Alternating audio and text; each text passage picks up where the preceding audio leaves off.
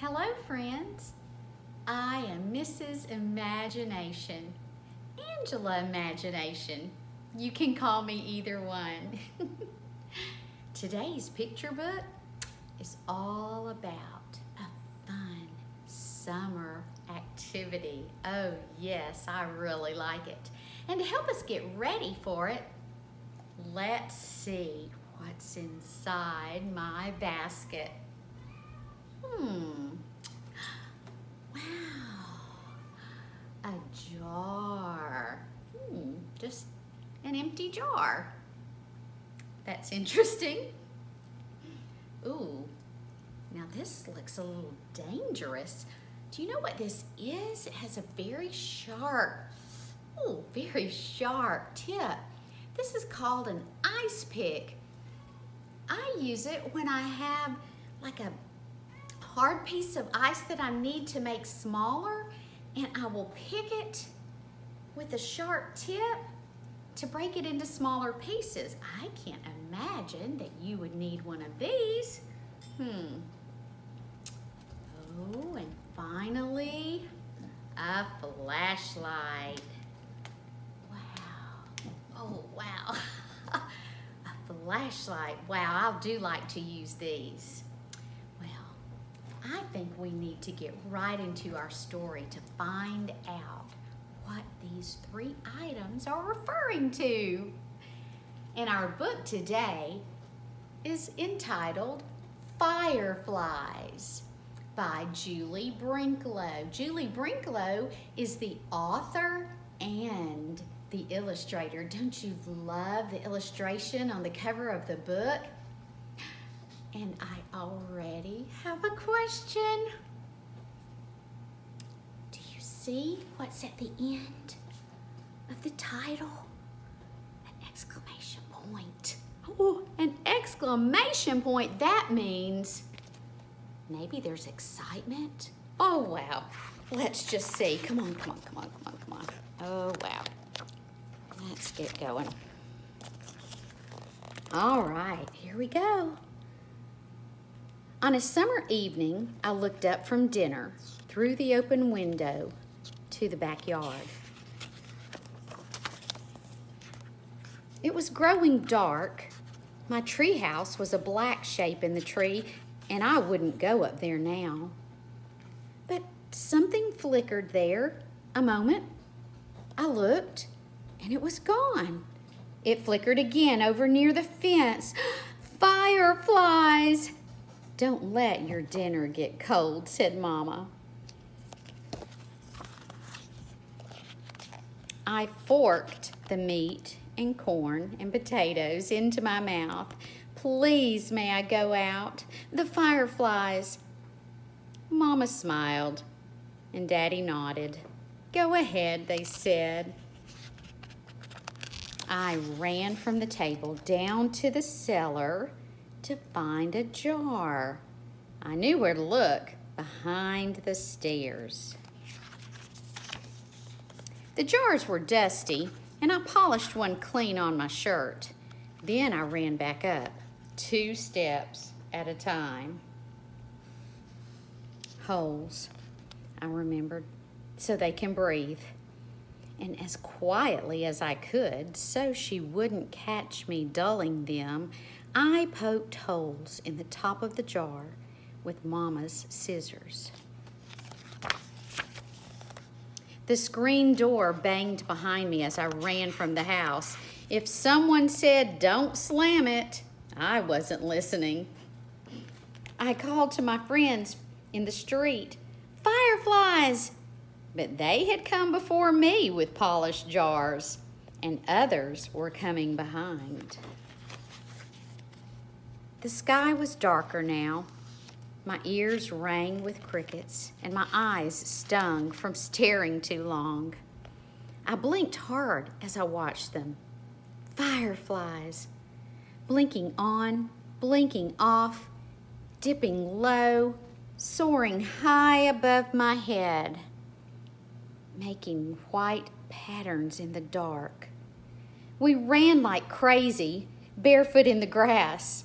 Catch them, we cried, grasping at the lights. Suddenly, a voice called out above the others. I caught one. It was my own. I thrust my hand into the jar and spread it open. The jar glowed like moonlight, and I held it in my hands. I felt a tremble of joy and shouted, I can catch hundreds. Then we dashed about, waving our hands in the air like nets, catching 2, 10, hundreds of fireflies, thrusting them into jars, waving our hands for more. Then someone called from my house, it's time to come in now. And others called from other houses, and it was over. My friends took jars of fireflies to different homes. I climbed the stairs to my room and set the jar on a table beside my bed. Mama kissed me and turned out the light. I caught hundreds, I said. Daddy called from the hallway. See you later, alligator. After a while, crocodile, I called back. I caught hundreds of fireflies. In the dark, I watched the fireflies from my bed. They blinked off and on, and the jar glowed like moonlight.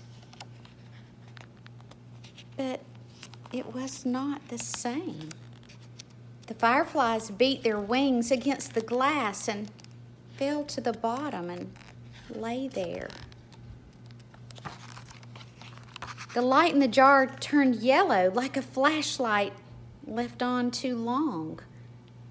I tried to swallow, but something in my throat would not go down. And the light grew dimmer, green, like moonlight underwater. I shut my eyes tight and put the pillow over my head. They were my fireflies. I caught them. They made moonlight in my jar, but the jar was nearly dark. I flung off the covers. I went to the window, opened the jar, and aimed it at the stars. Fly! Then the jar began to glow, green, then gold, then white as the moon, and the fireflies poured out into the night. Fireflies blinking on, blinking off, dipping low, soaring high above my head, making circles around the moon like stars dancing. I held the jar, dark and empty, in my hands. The moonlight and the fireflies swam in my tears, but I could feel myself smiling. Oh, wow. Did you like that story? Oh, what a wonderful picture book we read. Okay, well, let's see what's in my basket.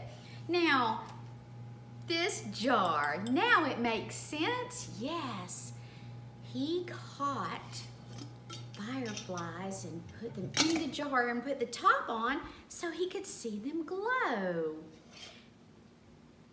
And our second item, this ice pick, he used a pair of scissors. I don't think I would do that because scissors tend to slip. But you can take an ice pick and knock it hard, and it makes holes in the top of the jar so that, do you remember he said the holes are there so the fireflies can Breathe, yes. Let's see, the final item was a flashlight. You know, there were a few times he talked about a flashlight, didn't he? We'll talk about that some more. This book was so exciting. I see why they put the exclamation mark there. Oh, it was so exciting that I just asked all kinds of questions. Yes, I did. I asked all kinds of questions to myself, so much that I did some research because I didn't really know that much about fireflies. And do you know, I found out that fireflies hatch from their eggs in the late spring and they live for only about 2 months. That's their flying time. It's about 2 months. And they love warm, humid areas. And I live in the South where it's warm and humid. Oh yes, and you know, another thing I learned because I asked questions and I looked for the answers, the rainier it is in the spring, the more fireflies there are likely to be. Oh, wow. But you know, one of the things I really loved about this book is one thing I pointed out before we read it were the illustrations. Did you notice that Julie Brinkloe, you remember she was the author and the illustrator. You know, every one of these illustrations, they're pencil sketches. So there's the color of pencil, which is kind of gray, and depending on how hard you do it, it can even look black. But then there's only yellow and blue added. She only used pencil and yellow and blue in all of her illustrations. You know, sometimes when we draw pictures, we think we have to use specific colors, like his blue jeans have to be blue and his shirt has to be green and yellow and his hair has to be brown and his eyes have to be green.